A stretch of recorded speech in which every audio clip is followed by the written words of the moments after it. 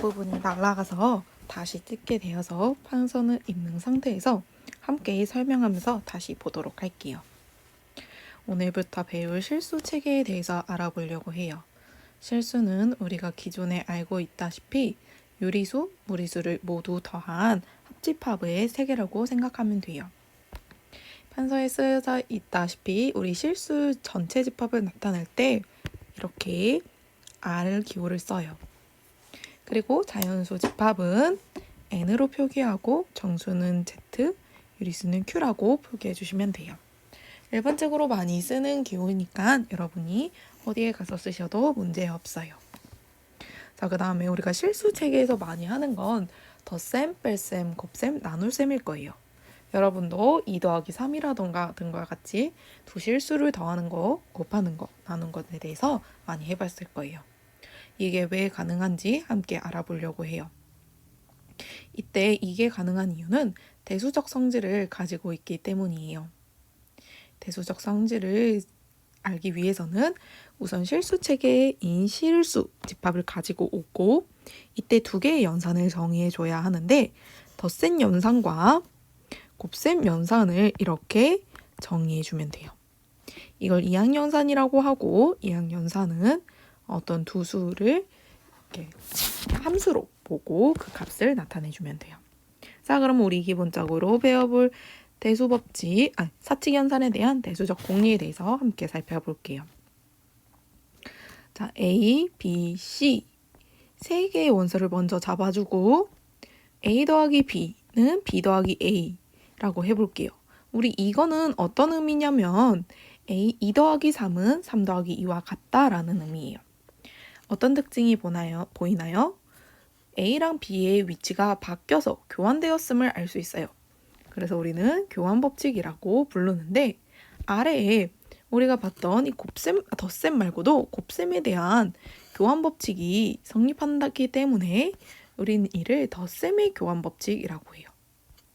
자, 그 다음에 성립하는 성질로는 A랑 B를 먼저 더하고 C를 더하는 것과 B랑 C를 먼저 더하고 A를 더하는 것이 같다라고 할 거예요. 그것을 결합법칙이라고 할 건데 이 대가로가 어디에 있든 위치가 상관없다. 이 결합의 순서에 상관없다라고 해주시면 돼요. 그 다음에 우리가 덧셈에서 가장 특이한 애는 0이에요. 어떤 수와 자기 0을 더해도 항상 자기 자신이 나옴을 볼 수 있어요.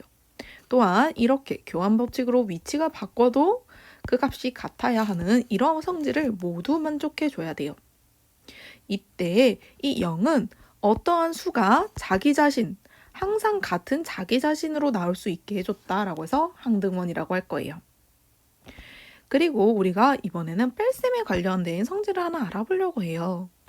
어떤 수와 어떤 수의 무언가 B라고 해볼게요. B를 더했더니 항등원이 나오는 거예요. 마찬가지로 B라는 숫자와 A를 더했더니 항등원이 0이 나오도록 해볼게요. 우리 이 숫자 너무 자명하게 마이너스 A, 문자로 보는 거죠. 마이너스 A라고 표기할 수 있어요. 이때 항등원이 나오게 하는 이 수를 역원이라고 하는데 이때 우리가 이항연산이 덧셈이니까 덧셈의 교환법칙이라고 해주면 돼요. 마찬가지로 곱셈에 대해서도 두 수를 교환할 수 있고 묶는 순서를 바꿀 수 있어요. 자, 그러면 여기서 좀 특이한 점이 있어요. 어떤 수와 어떤 수를 곱했더니 항상 자기 자신이 나오게 하는 수는 우리가 알고 있다시피 이 1이에요. 그래서 이 1을 곱셈에 대한 항등원이라고 할 거예요. 자, 그리고 1이 나오게 하는 수를 어떤 수랑 어떤 수를 곱했더니 이 항등원 1이 나오게 하는 수를 A분의 1이라고 할 건데 정말 중요한 포인트는 우리가 0분의 1 꼴이 없기 때문에 이 실수 전체에서 0을 빼준 값으로 이 A를 잡아줘야 돼요. 그런데 이때 대수적 성질에서 이 0은 무엇이냐? 아까 위를 보면 무엇인 것 같아요? 그쵸? 항등원임을 알 수 있어요. 덧셈의 항등원을 빼준다라고 생각하시면 돼요. 자, 그 다음에 덧셈과 곱셈의 관련성에 대해서 이야기를 해볼 건데 이렇게 A가 있고 B랑 C를 먼저 더한 다음에 곱하고 그 값이 A 곱하기 B 더하기 A 곱하기 C랑 같다라고 해요. 이거는 이름은 분배 법칙인데 곱셈의 분배 법칙이에요. 덧셈에 대한 곱셈의 분배 법칙이라고 하는 이유는 잘 보시면 이렇게 A가 B로, A가 C로 가는 모습을 볼 수 있어요. 이렇게 곱셈이 분배되었기 때문에 덧셈에 대한 곱셈이 분배되었으니 곱셈의 분배 법칙이라고 해줄 거예요. 이렇게 우리가 대수적 공리까지 배우고 난다면 사칙 연산에 대해서 할 수 있다라는 걸 알 수 있어요. 자, 그 다음 방법으로는 순서 공리에 대해서 알아볼 거예요. 우리가 실수를 수직선상 위에 나타낸 기억이 한 번쯤은 있을 거예요. 그 이유는 2와 3을 비교했을 때 3이 더 크다, 순서가 있다라는 거예요. 대표적인 예로는 복소수를 보면 i와 1 플러스 i는 크기 비교가 불가능하죠. 복소수는 순서 공리가 없기 때문이에요. 자, 우리 순서 공리에 대해서 배울 준비가 다 된 것 같아요. 자, 그러면 어떠한 재료들이 필요한지 한번 살펴볼게요. P라는 어떤 집합을 잡아줄 건데 이 집합은 양의 실수 집합이에요. 이 실수 집합은 0이 아니에요.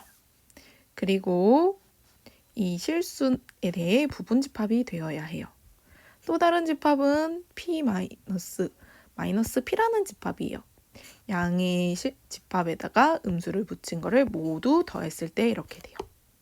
이때 이 양의 실수 집합에 이미 두 수를 가져와서 더하거나 곱하면 항상 P집합에 들어가게 돼요. 우린 이러한 성질을 닫혀 있다라고 말할 거예요. 그다음에 두 번째로는 P랑 0, 마이너스 P를 더하면 항상 R이 돼요. 그리고 또 특징이 뭐예요? 서로가 절대로 교집합이 될 수 없다는 거예요. 1은 P에 들어가지만 0에 들어갈 수 없고요. 마이너스 P에 들어갈 수 없어요. 이거는 우리가 나중에 배울 수도 있고 다른 과목에 배울 수도 있지만 P와 0, 마이너스 P가 R의 분할이다라고 의미해요. 조금 더 설명을 해보자면 예를 들어 R을 이런 박스라고 생각을 하면 이렇게 교집합이 없이 이렇게 분할할 수 있다라고 했을 때 우리는 분할이다라고 해요. 그리고 2번, 3번을 묶어서 이렇게 표현하기도 해요. 아까 말했던 것처럼 어떤 실수를 하나 가져오면 P에 속하거나 또는 0에 속하거나 또는 마이너스 P에 속하는 거예요. 같이 섞을 수 없다는 의미죠. 자, 이렇게 하면 우리 정말 순서에 대해서 이야기할 수 있어요. 그래서 순서에 대해서 정의해 볼게요. A-B가 P에 속한다면 이 A-B가 0보다 크다는 의미로 이렇게 표현하고 이런 순서 관계가 있다. A가 B보다 작고 A는 B보다 여기서 오류가 났네요. 이 부분은 지우도록 할게요. 이 부분 지우고 다시 한번 설명해 볼게요. A-B가 P에 들어간다는 말은 A랑 B 중에 A가 더 크다라는 말이에요. 또한 A-B가 P와 0집합에 들어간다는 말은 A가 B보다 크거나 같다라는 이야기예요. 오류가 났는데 아까 이 부분은 잊어주시고 이걸로 다시 익혀주시면 좋을 것 같아요. 이런 정의를 통해서 정리를 한번 유도해 볼게요. 어떤 정리가 있느냐? 첫 번째, A랑 B, A가 B보다 크고 B보다 C가 크면 약간 마치 3단 노법처럼 A는 C보다 작게 돼요. 이런 걸 우린 추이성이라고 불러줄 거예요. 그리고 우리가 부등식의 성질로 잘 알고 있다시피 A랑 B 중에 A가 크면 이때 임의의 실수 어떤 C를 가져와서 양변에 더해도 부동호가